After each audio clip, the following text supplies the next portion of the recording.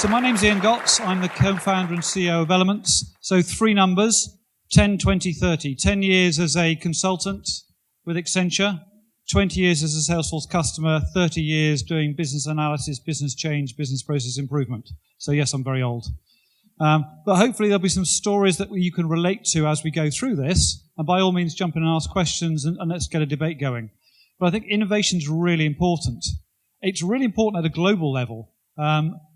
2020, there was $2.1 trillion spent on innovation across the world. That's 2.5% of the global GDP. So just to bring that to real world, if you put a dollar bill on top of another dollar bill and lined them all up, how far would that go? 140 miles. So that would get all the way to Shenandoah. So that's what $2.1 trillion is in dollar coins, in dollar notes. So clearly it's really important, but there are some interesting trends that have come out of that innovation that senior leaders are worried about. Number one is that they're really worried about actually forcing it through, so therefore as government is actually forcing the pace of innovation. And in fact, there was a quote here, and I'll read it because I don't want to get it wrong because it's from the Premier of China. He said, "Technological innovation has become the main battlefield of the international strategic game."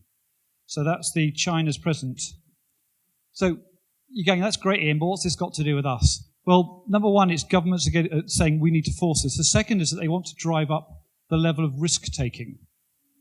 So through innovation, through investment, driving up risk-taking. And the third is they actually want to maximize the benefits from it. So I think all of those are relevant to all of you, yes, in terms of what we're trying to do around innovation. So who here is actually trying to drive innovation in their organization? A few of you? Everybody. Good, which is why we're here. So why is this relevant to organizations, to your organization? I think the thing is, how do we actually drive that innovation? And unfortunately, there's some... innovation is not something people want to do. You're all here because you're senior. You want to do it. But actually, the research says that people don't want to do this. There was a Canadian university, Toronto University, went and looked at 1,000 knowledge workers. And there were 3 age ranges, 35, under 35, 35 to 45, 45 and above. The level of innovation acceptance was under 25%. The level of risk-taking was under 15%. So we've got a huge challenge here in terms of we're all talking about wanting to do innovation. I think organizations at a high level realize it's important, but actually the people who are actually going to make that innovation work don't want to do it. So it's not that we don't want to do innovation, we just want to call it something different. And that's why people are frightened of innovation. It says, if it can make your job easier, it can probably make it irrelevant. I mean, particularly at the moment, people are worried about job losses. So we need to reframe innovation in a way that people are going to go, yeah, I want to do this. I can see it will benefit me. It will benefit my role. It will benefit actually the organization. So we need to call it something different. Call it ideas. Call it process improvement. Toyota had this idea of 1%. Everyone in the organization needs to make their business 1% better every day. It was framed in terms of continuous improvement, which is really what this is all about. Innovation isn't that one spark where the CEO comes back from a conference and goes, I've got it. Don't worry. Everybody stop. I know exactly what we're going to do. Life's not like that. COVID did a bit of that to us, didn't it? That digital transformation piece, that drove digital transformation. But a lot of it was evolution of where we currently are. It's moving the game on, it's innovation, and it's continuous improvement rather than that one spark of genius. Is this making sense? Good. So I want to pick up 3 points, really, sort of how to make innovation work. And the rest of this conference, there are some great speakers talking about specific practices, some methodologies, some tools and techniques. I want to draw sort of a higher level view about this, about some of the things it takes to make innovation work that I've seen from observation. Okay? The first is environment. The environment is about giving people the ability to take risk. Do you remember I talked about that research that said people don't want to take risks? It's funny, I remember I worked at, when I first left university, I worked for British Railways, so the railroad company. And I was young, excited, wanted to go and do things. And everybody went, oh, don't do that, you'll get sacked. And I went, okay, but Pete over there makes mistakes all the time and he gets promoted. Yeah, I know. So I want to do that. Oh, no, don't take risks. So hang on, how do I reconcile those two things? You make mistakes and get promoted, but I don't want to take risks. And that was in an organization where it was very difficult to get fired. I'm now living in America. I know that's a very different world. But we still need to encourage people to take risks. So Netflix. I'm not sure if anybody ever read this book. Rules, No Rules. They've got a very interesting approach. Let me just read it. The first is build up a talent density. That's about hiring the very best people. Hiring the very best people. And they call it talent density. A great workplace is stunning colleagues. The second is increase candor. Say what you really think with positive intent. And the third point is, I think, the one that's relevant here. Start removing controls. Remove vacation policy. Remove travel and expense policies. Give people the space to innovate, rather than giving them constraints to say, you can't do this, you can't do that. That doesn't mean everybody takes constant vacation and everybody flies business class or books private jets, but people have got you've hired the people and you encourage them to do the right things because they're there to do the right things. And you take away some of those barriers. So this idea of actually giving people the opportunity or the environment, the culture to be able to do the right things. One of elements is core values is trust. And it's not just the trust of trusting your colleagues to do the right things, but trusting yourself to make mistakes and trusting the organization not to keep on reminding you about them. We would rather ask for forgiveness rather than permission. That's one of our statements. Ask for forgiveness, not permission. That enables people to do the right thing, try new stuff. If it doesn't work, learn from it and move on, rather than making a mistake and someone goes, yeah, do you remember you did that last time? And it comes back to haunt you. That kills innovation. It kills any ability for anybody to want to do anything different and new because they're always constantly worried about whether it will come back and hit them. That kills the pace of change. That kills the ability for people to actually enjoy being at work because they can do stuff. So if we can kill off that blame culture and again, if you have some of those cultures in place at the moment, you need to give some examples of someone made a mistake and they got celebrated for it because they learned from it and moved on. Okay? Really important. And I hadn't really appreciated it. This is the second company I've run where we've had this idea of ask for forgiveness, not permission. It makes so much difference in terms of the attitude of staff, the attitude, and also the way you're hiring people. But it does require that first point, which I said, which is talent density. You've got to hire people, not just in terms of who are bright and do the right job, but actually have the right intent. I mean, the idea of I've joined this job because I think I can steal quite a lot of stationery, take a lot of vacation time, is probably not the people you want to hire. You want people who are passionate about your product, your service, your customers, which means that when you give them the space to do the right thing, they genuinely are doing the right thing. So if we've got that environment in place, then how do we actually drive those actionable innovations? So this is all about speed to adoption. I don't care whether you've got an idea and you've actually got it documented. I want to see it actually happening and changes making place in the workplace. Okay? So this is all about innovation landing. That quote says, possibly the most common error of a smart engineer is to optimize a thing that should not exist. Make sense? It's not a very popular quote. Well, it's a great quote, but actually it's Elon Musk, who apparently is a bit Marmite at the moment. You either love him or hate him. But again, smart engineer, and he's all about make the requirements less dumb, delete the back part of the process, then optimize, then accelerate. Okay? Automation, the only place automation is ahead of simplify is in the dictionary. I'll say that again. The only place that automation is ahead of simplify is in the dictionary. We need to simplify stuff, get better requirements before we start building, before we start making changes. Getting rid of stuff that doesn't work actually is a great innovation. Short story, my winter project is I took an empty panel van, an Amazon van, and turned it into an RV. So my wife and I could go and explore bits of America. I live in San Francisco, so a chance to explore some of the great parks around the country. But we spent ages looking at the requirements. So when people look at our van and go, oh, I'm not sure how you're going to go off the grid and live on that, that was never a requirement. I don't want to live in a van forever. It's a go away for a weekend, go away for a week. They went, oh, what about a shower? No, my wife will not be showering in a van. We will stay in an RV camp, okay? Which means if we're staying in an RV camp, then the electricity doesn't need to keep us off the grid for weeks on end because we're always near an RV camp. Once we got those requirements set, everything went from that. That was the first thing. The second thing is I spent my life in back in the UK racing competitive sailboats. And there's a guy called Arthur Fox who designed boats, said the only place for weight is in a steamroller. The same is true for an RV. How many of you have rented RVs in the past? A few of you? You know what they're like? They've got these big pull-outs, and they've got the microwave up high, and they've got all these cupboards. That is the wrong place to put weight in an RV. You want all the weight down low, you want to keep all the weight out, and actually reduce all the weight. So again, lots of the requirements we had there was, how do we actually build a van that weighs very little, keep the weight down low? Yeah, we wanted a granite-looking top, but that's really heavy. But we found that you could pour epoxy tops, which are about 1 millimeter thick, really lightweight. And the van's just been featured in one of the van builders' sites as innovative. I don't think it was really innovative. We just came up with some really sensible requirements and just worked our way through and built it. And when you put it all together, you go, that was quite innovative. But actually, it was back to some really basic requirements, which is keep weight out. We're only going to spend a couple of days away from the grid, and suddenly it all works. Suddenly, we don't need a shower. It means we can have a short wheelbase rather than a long wheelbase. Sorry, I'm geeking out about RVs now, aren't I? But you get the point. If you understand the requirements before we start building. The other thing is we built a full-scale model in our garage in cardboard. You're like, that's kind of weird. No, it isn't, because every time we rented one, we came back and went, oh, that doesn't work. It was a lot easier for me to cut the cardboard around than actually having built an RV and then have to pull stuff out and rebuild it. So we spent quite a lot of time in the prototyping stage, in the delete or part of the process or simplify or optimize the design.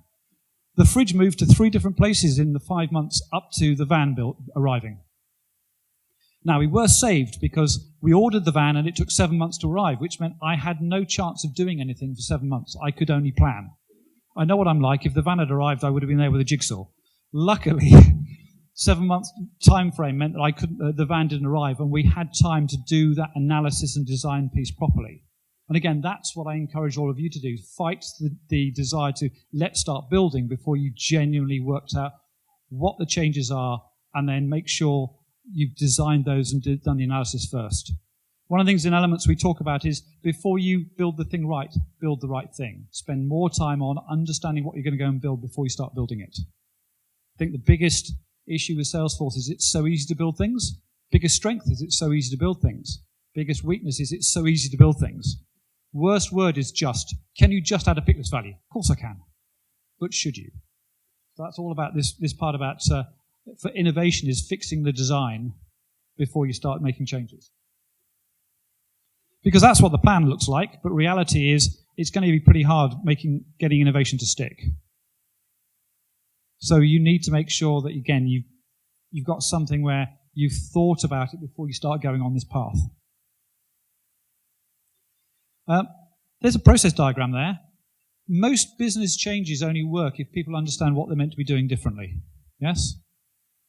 And that is a process diagram. So for some of the audience, they may be going, yeah, I love process. The other half of you, it's binary. People either love them or hate them.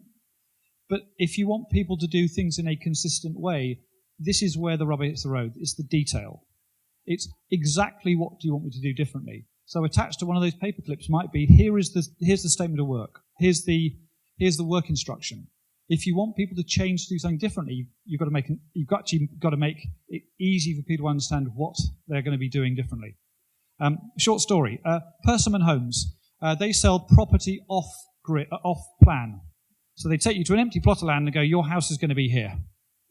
And then you sign a contract and they build your house, and then you've got your house. And they found that one person in the sales team was getting a 30% better close rate. Because people would go to the plot of land, come back and go, I definitely want to do that, and then they wouldn't do anything about it. But this one person, she was getting 30% higher close rate. I mean, what do you do? She said, I don't do anything really very different. I do what everyone else does. Clearly not. What is it you do differently? And she said, what I do is I take them to the property, and when we're looking around the property, I take a photograph of them, and I send that photograph and say, this is where your new home will be. So we got them to picture them with their home. They got a photograph, not actually a physical photograph, which they pinned on their board, and that was the one that was where the house was going to be. That's just a little step in there, just a little detailed change, massive innovation. So a lot of making innovation stick is actually getting down to a level of detail where it's a process or a change to a process. And these are great because you can start to talk to people about, okay, what is the change that we need to go and make? So the other thing, of course, we need to do is we need to give people a chance to actually give that feedback.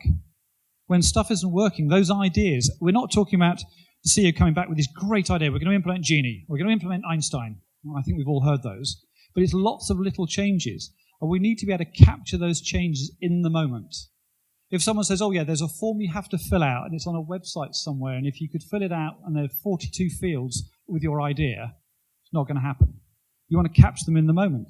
So there on a process step, there's a button there that says, I have an idea. You can start typing it in, and then that is then related to that process. That's starting to drive that lower level of innovation.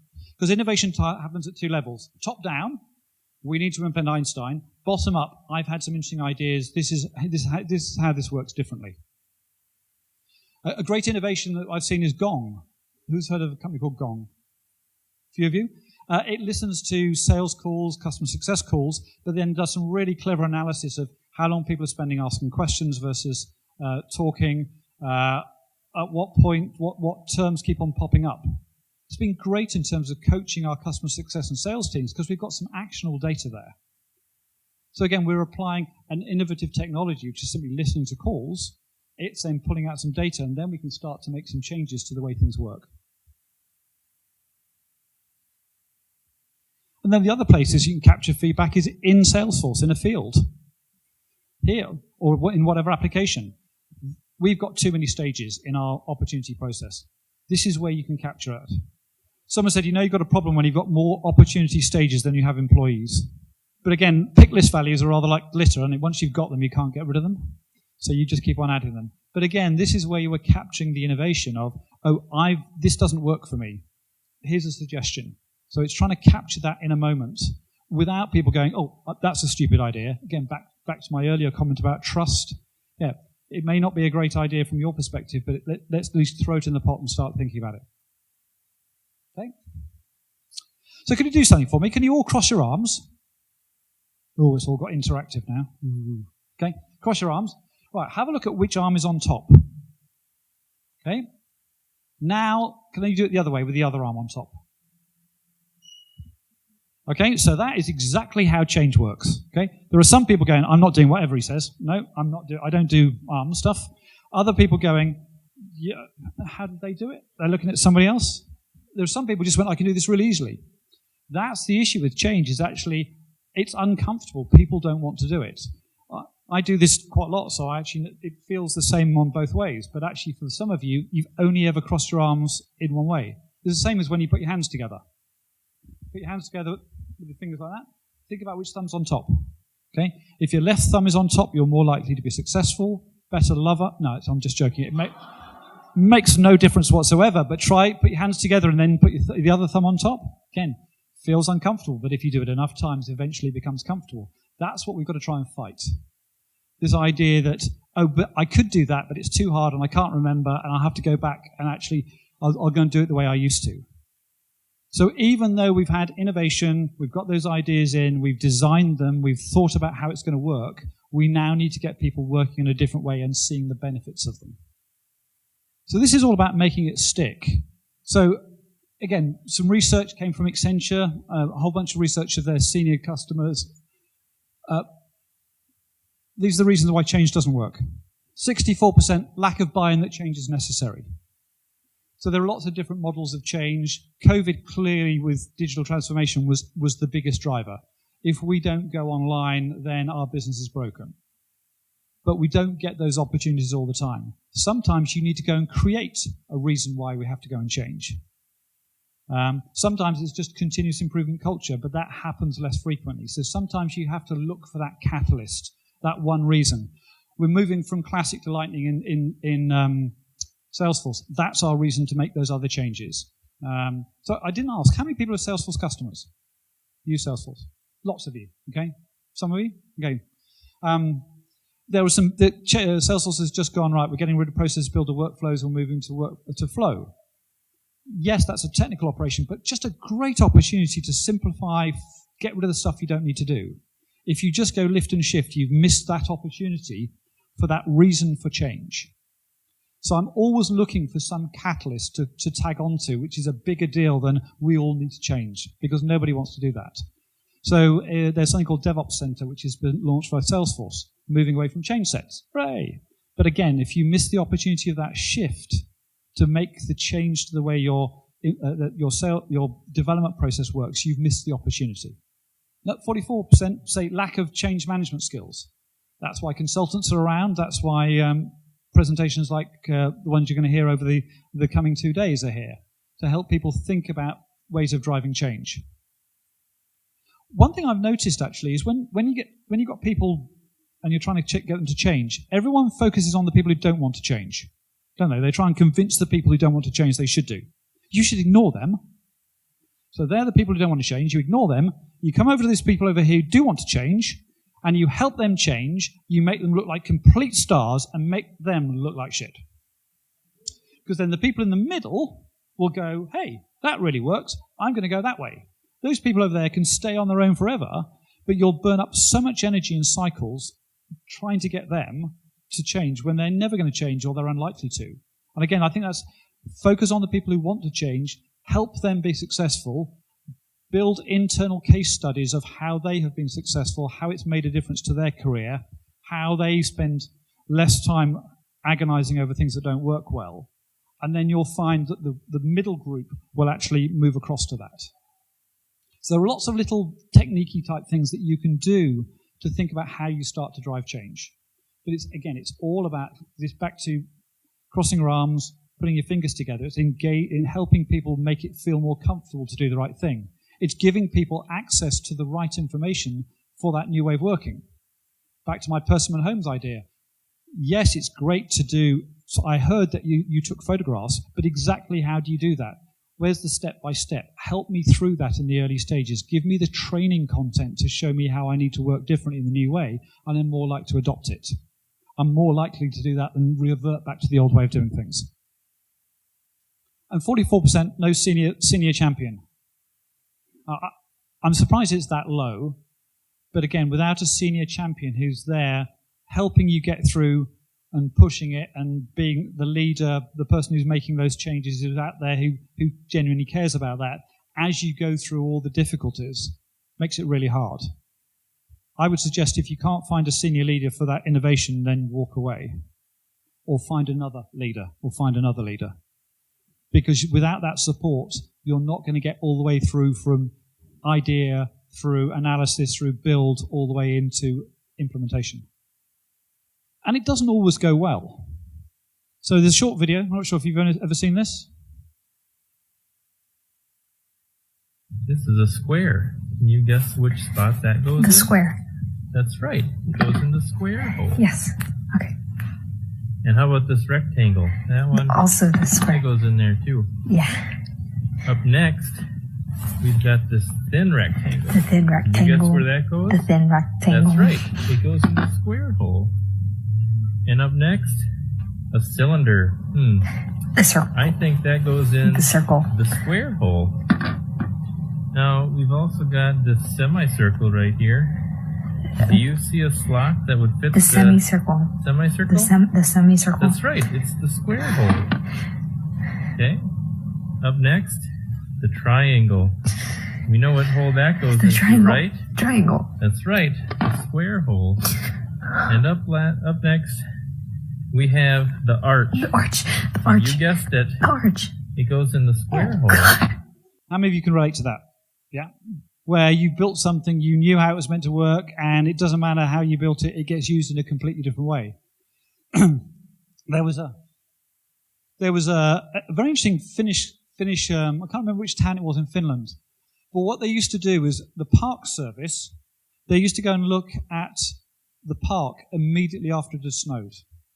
And they used to go and look at where all the footprints were, and then they go and put paths there. Is that innovation? They looked at where people really walked when they didn't know where the paths were and went, in that case, we'll put paths there. Sometimes you need to go and work out what people are doing and go, okay, if that's what you want to do and it works for the company, let's work that way. So again, innovation as I started was not necessarily some huge idea. It might be, but a lot of it is actually lots of little things done really well. Back to the Toyota way. 1% changed every single day by every single person. And it just gently chips away and chips away. And if you look back over 6 months, you go, wow, that was a really innovative period of time, but it wasn't some massive spark of inspiration. and then the whole company got turned on its head necessarily. I think we're now entering that period post-COVID. We're here in person. We're not wearing masks. We're wearing masks on planes. This is not a hybrid event. We're still, I think, innovating our way to how work now works. Conferences are up massively. People are now using this as the place where people come and meet rather than going to the office all the time. So I think we're still innovating our way through from everyone's at home through to how do we do hybrid working. And again, there'll be some bumps in the road about how we do that. Different organizations will innovate in different ways. I mean, my next door neighbor, he's the CMO of Zapier. 100% remote forever. I went, how do you make that work? And he said, because we fly to lots of places and we do these sorts of things for internal events. So we've still got some innovation to do there. We got forced to all be at home and suddenly we're all coming back. Or maybe not. I mean, I live in San Francisco. The city's still dead. I'm not sure what Pittsburgh's like as a city. But San Francisco, everyone was with technology knowledge workers. We sent everybody home because of COVID 2.5 years ago. And we said, you can all come back. And they all went, why? Why is because we're not human doings, we're human beings. We actually need to be around people. So therefore, we need to find, again, excuses to get people together. That's that level of innovation. It's not dramatic, but it's actually, okay, what works? Let's innovate. What works? What works? Well, so let me just summarize. Innovation is actually only makes sense if you can actually turn it into actionable changes in the workplace. It may start with a bright idea, it may start with an executive mandate, it may start from the top, or it may start from the bottom. We need to capture all of those, turn them into actionable items where people can actually make a change every day and see a difference. If we do that, we've generally built an innovative environment.